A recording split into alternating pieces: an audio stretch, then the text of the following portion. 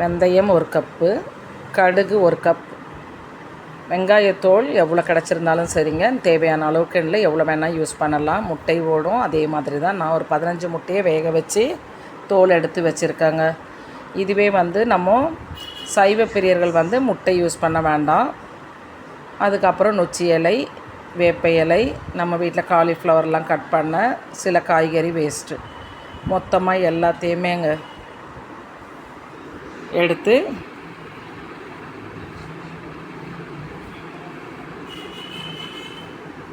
மிக்ஸியில் போட்டு பவுட்ராக்கி வைக்கணுங்க. இதை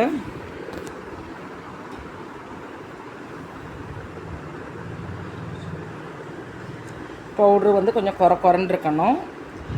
அப்படியே ஒவ்வொரு செடிகளுக்கும் மண்ணை கிளறி விட்டுட்டு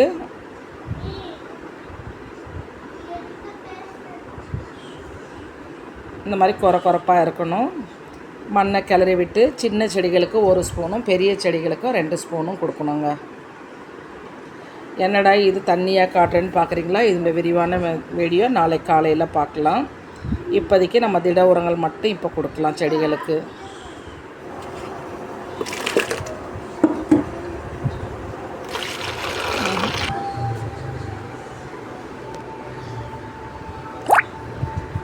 மண்ணை கிளறிட்டு 1 ஸ்பூன் கொடுத்துட்டு நம்ம மண்ணை மூடிட்டு கொஞ்சம் தண்ணி ஊற்றி வச்சிடலாங்க. நல்லா ரோஜா செடிகள் மட்டும் இல்லை, எல்லா செடிகளுக்குமே நல்ல பூக்கள் கொத்தாக பூப்பாங்க. அதனால தான் இந்த மெத்தடில் நம்ம உரங்கள் தயாரிச்சிருக்கிறோம்.